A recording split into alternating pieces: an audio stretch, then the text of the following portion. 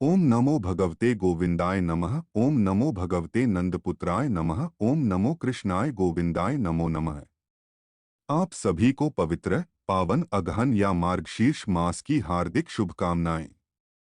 कार्तिक पूर्णिमा के बाद मार्गशीर्ष का महीना शुरू हो जाता है, जिसे हिंदू कैलेंडर में 9वां महीना माना गया है। मार्गशीर्ष माह की पूर्णिमा तिथि पर चंद्रमा मृगशिरा नक्षत्र में होता है, इसलिए इसका नाम मार्गशीर्ष पड़ा। इस माह में श्री कृष्ण का विशेष प्रभाव रहता है और गणेश जी का व्रत पूजन करना बहुत ही शुभ फलदायी माना जाता है।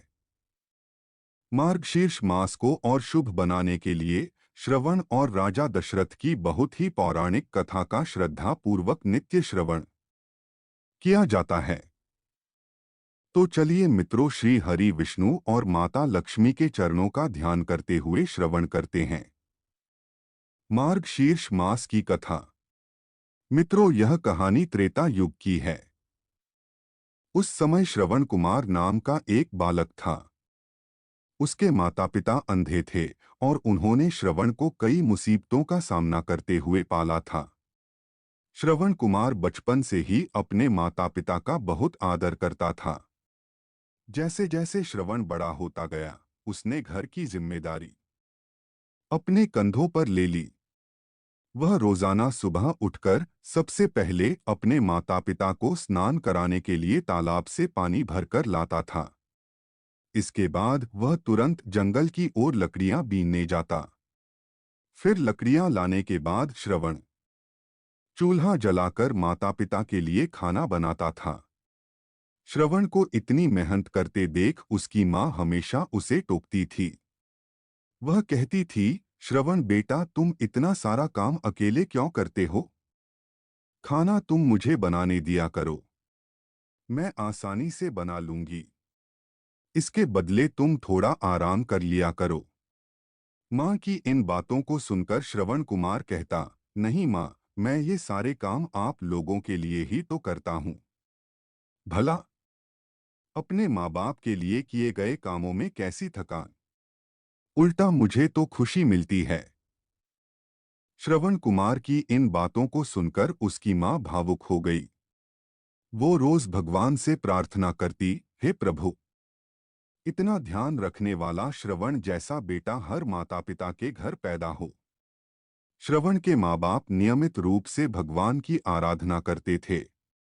वह उनके लिए फूल और पूजा की अन्य सामग्री लाता, फिर खुद भी बिना देर किए माता पिता के साथ पूजा में शामिल हो जाता था। श्रवण कुमार धीरे धीरे बड़ा हुआ और जल्दी से घर के कार्यों को खत्म करके बाहर काम पर निकल जाता था।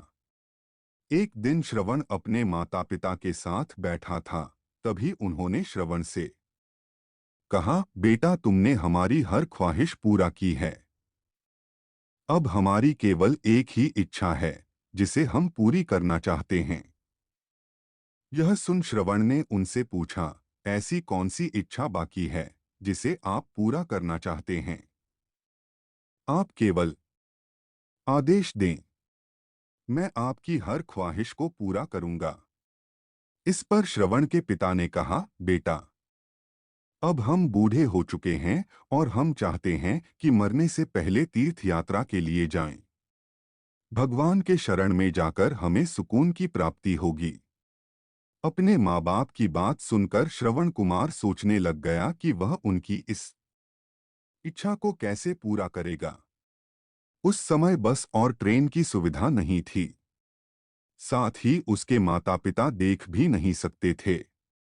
ऐसे में उन्हें तीर्थ यात्रा कराना भला कैसे संभव हो पाता। तभी श्रवण कुमार को एक तरकीब सूझी। वह तुरंत बाहर गया और वहां से 2 बड़ी टोकरी लेकर आया। उसने उन दोनों टोकरियों को एक मजबूत डंडे में मोटी रस्सी के सहारे लटकाकर एक बड़ा सा तराजू बना लिया।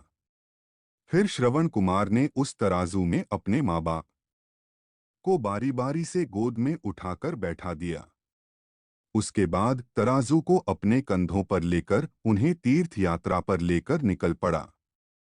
वह लगातार कुछ दिनों तक अपने माता पिता को एक के बाद एक सभी पवित्र स्थलों पर घुमाने लगा। इस दौरान श्रवण कुमार ने अपने माता पिता को प्रयाग से लेकर काशी तक के दर्शन कराए। माता पिता को घुमाते समय श्रवण कुमार उन्हें उन जगहों के बारे में भी बताते चलता था, क्योंकि वह आंखों से उस दृश्य को डोट नहीं देख सकते थे। अपनी बेटे की मेहनत को देख उसके माता पिता बहुत खुश थे। उन्होंने एक दिन श्रवण से कहा, बेटा, हम देख नहीं सकते, लेकिन कभी भी हमें इस बात का दुख नहीं हुआ। तुम हमारे लिए हमारी आंखें हो। तुमने हमें जिस तरह सारे पवित्र स्थानों की कथा सुनाकर उनके दर्शन कराए हैं, ऐसा लगता है जैसे कि हमने सच में प्रभु के दर्शन अपनी आंखों से किया हो। अपनी माता पिता की बातें सुनकर श्रवण ने कहा, आप लोग ऐसी बातें न करें। बच्चों के लिए माता पिता कभी भी बोझ नहीं होते। यह तो बच्चों का धर्म होता है।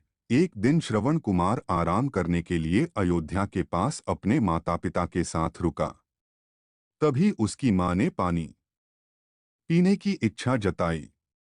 श्रवण को पास में ही एक नदी दिखाई दी। उसने अपने माता पिता से कहा, आप दोनों यहाँ आराम करें, मैं आप लोगों के लिए अभी पानी लेकर आता हूँ। नदी के पास पहुंचकर श्रवण कुमार कमंडल में पानी भरने लगा। उसी जंगल में अयोध्या के राजा दशरथ भी शिकार के लिए पहुंचे थे। पानी में हलचल की आवाज सुनकर उन्हें लगा कि कोई जानवर पानी पीने आया है। उन्होंने बिना देखे केवल ध्वनि सुनकर ही अपना तीर चला दिया। दुर्भाग्य से वह सीधे श्रवण कुमार को लग गया। तीर लगते ही वह चीख पड़ा। इसके बाद राजा दशरथ जब अपने शिकार को देखने पहुंचे तो वहां श्रवण था। वो तुरंत श्रवण कुमार के नजदीक पहुंचे और कहा, मुझसे बहुत बड़ी भूल हो गई। मुझे माफ कर दीजिए। मुझे बिल्कुल नहीं पता था कि यहाँ कोई मानव होगा।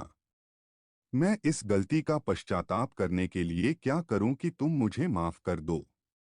तभी करहाते हुए श्रवण कुमार ने कहा, यहाँ से थोड़ी ही दूर जंगल में मेरे माता पिता बैठे हैं। उन्हें काफी प्यास लगी है।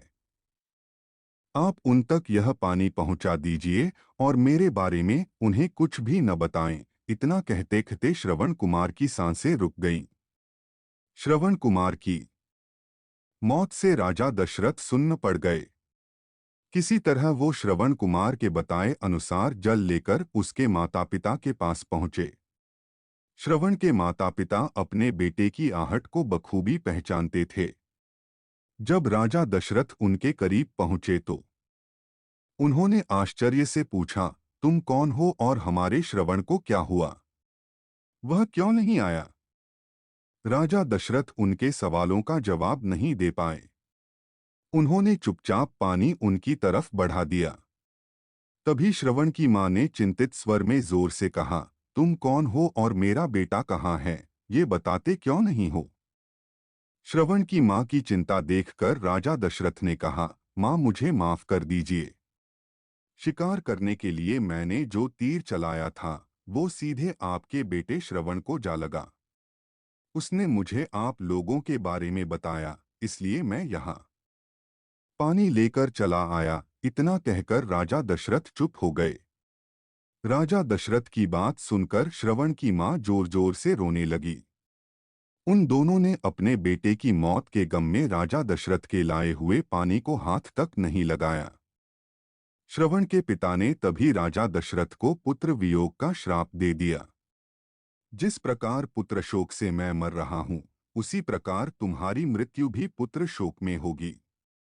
कुछ ही देर बाद श्रवण के माता पिता ने अपने प्राण त्याग दिए। दशरथ ने पुत्र प्राप्ति के लिए यज्ञ किया तो श्री रामचंद्र पुत्र के रूप में जन्मे। श्रवण के पिता के श्राप के फलस्वरूप जब राम जी को कैकेयी के कारण 14 वर्ष का वनवास हुआ तो दशरथ की पुत्र वियोग में मृत्यु हो गई। जब राम का वनवास हुआ और सीता हरण हो गया तो रावण से युद्ध करते हुए जटायु की मृत्यु हो गई। जटायु के भाई संपाति ने सीता की खोज के लिए बताया कि वह रावण की अशोक वाटिका में है। यदि गणेश जी की कृपा हनुमान जी प्राप्त कर लें तो वे सीता का पता लगा सकते हैं। श्री राम की आज्ञा से हनुमान जी ने गजानन का व्रत किया और बिना एक पल की देर लगाए समुद्र लांघकर लंका पहुंचे और सीता माता के दर्शन कर राम की कुशल मंगल का समाचार सुनाया। राम ने लंका विजय करके जानकी को वहां से मुक्त किया। जो भी व्यक्ति भगवान गणेश जी का व्रत श्रद्धापूर्वक करता है, भगवान उसकी सभी मनोकामनाएं पूरी करता है। मित्रों, यह थी अगहन मास में नित्य सुनी जाने वाली कथा। अगर आपको हमारी वीडियो अच्छी लगी हो तो लाइक जरूर करें।